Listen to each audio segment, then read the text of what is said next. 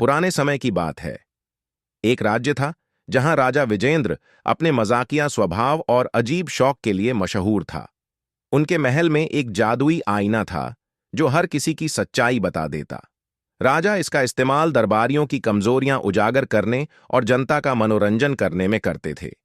एक दिन उन्होंने ऐलान किया, कल महल में जो भी आएगा, जादुई आईना उसकी सबसे छुपी हुई सच्चाई सबके सामने बताएगा। ये सुनते ही दरबारियों में हड़कंप मच गया। सभी डरने लगे कि उनकी पोल न खुल जाए। अगली सुबह दरबार खचाखच भरा था। राजा ने आईने को दरबार के बीच रखा और सभी से कहा, जो भी आईने में देखेगा उसकी सच्चाई यहीं प्रकट होगी। एक एक करके लोग आईने के पास गए। एक मंत्री की चोरी पकड़ी गई तो एक सैनिक की झूठी बहादुरी। पूरे दरबार में ठहाके गूंज रहे थे। तभी एक गरीब किसान रामू आईने के पास पहुंचा। रामू ने राजा को प्रणाम किया और बिना डरे आईने में झांका।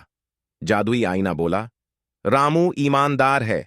वह हर दिन दूसरों की मदद करता है, भले ही उसका खुद का पेट खाली हो। सभी दंग रह गए।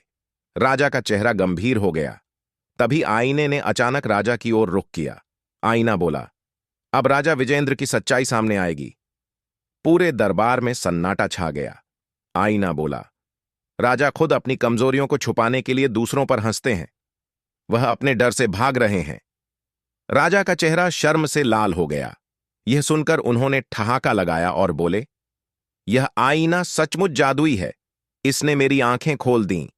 उस दिन के बाद राजा विजयेंद्र ने दूसरों का मजाक बनाना छोड़ दिया और खुद को सुधारने में लग गए।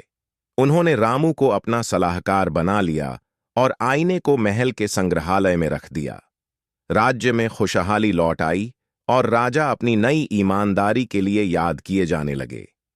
शिक्षा: सच्चाई का सामना करने से डरना नहीं चाहिए। यह हमें सुधारने का मौका देती है।